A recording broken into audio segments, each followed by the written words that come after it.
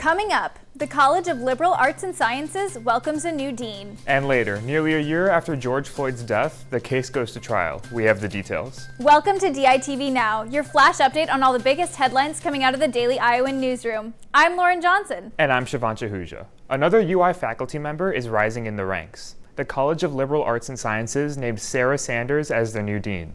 Sanders was previously the director of the School of Social Work. She has acted as interim dean since July of 2020. She takes the place of Steve Goddard, who stepped down to take a faculty position with the Department of Computer Science. Sanders is also the college's DEI director. Sanders said her goal is to ensure that every member of the UI community can reach their fullest potential. UI students will be on their way abroad again soon. The Board of Regents is lifting the international travel ban on the Regent universities. The ban was originally instated a year ago, in March of 2020. However, decisions about university-sponsored travel for student and staff will still be made by each individual university. The UI has not yet released a statement with their plans. The Iowa Board of Regents announced the official presidential search timeline on Thursday. Applications must be submitted by March 15th. On March 26th, the search committee will meet to select semifinalists. After further selection, the Board of Regents will interview each of the finalists. The next president will be chosen on April 30th. A year ago, students thought they were just getting an extended spring break. Now, it's the anniversary of the COVID-19 pandemic in Iowa City. I talked to students to check in after 1 year of pandemic living. This week marked the anniversary of when COVID-19 was officially declared a pandemic. I asked students how they're feeling after this year. Oh my gosh, I feel tired with it. I think we all do. My mom is actually an infectious disease doctor, so I've been kind of dealing with COVID in my family for a while now. Some students said they feel a bit surprised that COVID-19 has lasted this long. Life is still going on, and it's kind of crazy to believe that we thought it'd be 2 weeks or just until summer and it'd be fine. The COVID-19 pandemic has brought new challenges to everyday life and changed the college experience. It's been a long year. It's changed everything. Classes online have been a lot more difficult, less motivating, I guess. While students don't consider COVID-19 to be a good thing, they are grateful for where they are now. I don't think I'd be in the place I was or I am right now without COVID, but I am also a little bit grateful for it because I think I'm where I'm supposed to be. With the vaccine rolling out, there's hope that the pandemic could be ending soon. From Iowa City, Lauren Johnson, DITV. I'm here in Bankers Life Fieldhouse where the number 6 seeded Iowa Hawkeyes face the number 3 seeded Rutgers Scarlet Knights. Here's what happened in the quarterfinals of the Big Ten women's basketball tournament. The Hawkeyes dominated the court and upset Rutgers 73-62. Rutgers came into tournament play on a 9-0 win streak, but that didn't stop the Hawks. Rutgers took the month break and they came back fired up after that break, but it feels good to sweep them. Sophomore Gabby Marshall came up big for the Hawks and drained 6 3-pointers in the first half. Marshall's career-high 27 points set the Hawks up for a comfortable lead going into the second half. Since they were pressing, we were doing a good job breaking that in the beginning, and I think that led to more open shots. Despite Marshall's outstanding performance, this was a team win. The Hawkeyes' chemistry both on and off the court helped punch their ticket to the semifinals. They're very close off the court, and it just shows up on the court. And so it's true. I think we have great chemistry. The Hawkeyes will take the court Friday afternoon to battle with the number 7 seeded Michigan State Spartans. From Bankers Life Fieldhouse, Julia Richards, DITV. UI Wrestling is getting ready for the most important meet of the season, the 2021 NCAA Championship. The Hawks are sending their entire 10-man lineup to St. Louis. Spencer Lee, Jaden Ironman, Alex Marinelli, and Michael Kemmerer are the top seeds for their weight class.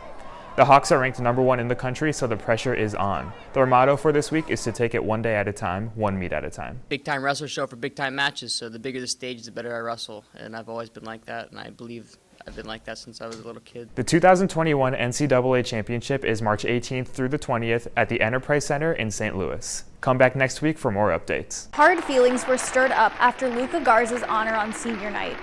Former Hawkeye men's basketball player Devin Marble is the son of former all-time leading scorer Roy Marble. He felt his dad didn't receive the recognition he deserved at Iowa. Marble recently responded to a fan on Twitter stating, "I'll never watch another Iowa game in my life with the amount of disrespect that school has shown me and my family.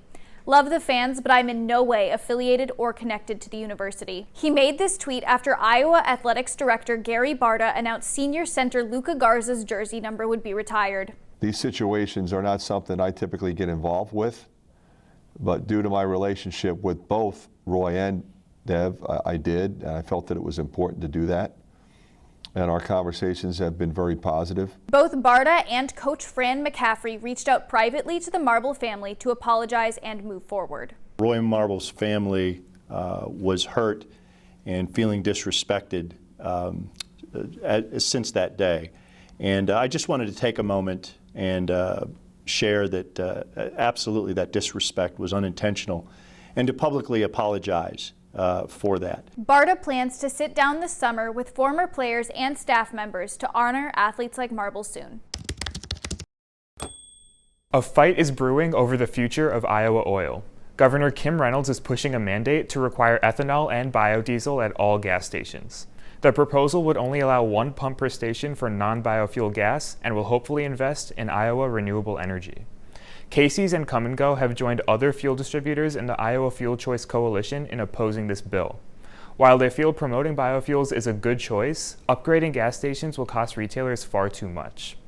Transitioning to more biofuels at gas stations would cost at least $1 billion. It would also cause people to pay more for fuel in the long run. Agricultural groups and the Iowa Renewable Fuels Coalition like this. They feel this bill will boost the Iowa economy and are projecting a 20% increase in ethanol demand in Iowa over 5 years if this mandate passes.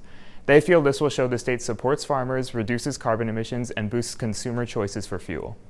This proposal goes farther than the federal biofuel mandate because it would require all gasoline to contain at least 15% ethanol, an amount higher than what is already available in Iowa. Because of the rigorous debate by interest groups over this bill, further action may take a while. The trial for the officer who killed George Floyd is taking its first steps. DITV News reporter Elizabeth Neruda has more on what's going to happen there and what the George Floyd police reform bill means for Iowa City. Elizabeth, what's going on with the trial? Jury selection has begun. Jurors must remain impartial on both the events and the protests following. Some have expressed concern for their safety if their identity is leaked. 6 of the 12 have been selected as of Thursday night. A judge has also approved the prosecution's desire to add a third-degree murder charge for Chauvin. How long until this trial begins? There are 3 weeks set aside for jury selection, and the trial won't begin before March 29th. A bill named after George Floyd just passed the U.S. House. What does that bill contain? The George Floyd Justice in Policing Act has a number of reformed policies within it. It bans chokeholds and alters qualified immunity for officers, as well as banning some no-knock raids, requires collection of data on police interactions, and directly prohibits racial and religious profiling, and redirects some funding toward community-based policing efforts. What are the hopes for this bill? Biden and other Democrats hope that this bill will restore trust between the law enforcement and the people they serve. However, some Republicans feel this bill goes too far and will weaken police action. As it enters the Senate, Democrats will have to sway at least 10 Republicans to vote for this bill. We'll keep track of this bill as it reaches the Senate. Thanks, Lauren.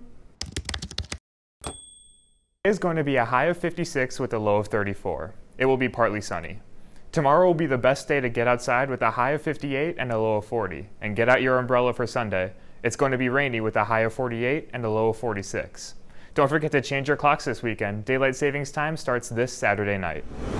Thanks for tuning in to DITV Now. Check back in on Monday morning at 8:30 for our live newscast. We'll have the latest on the University of Iowa, Iowa City, and Hawkeye Nation. From Iowa City, I'm Lauren Johnson. And I'm Shivancha Huja. Have a great day.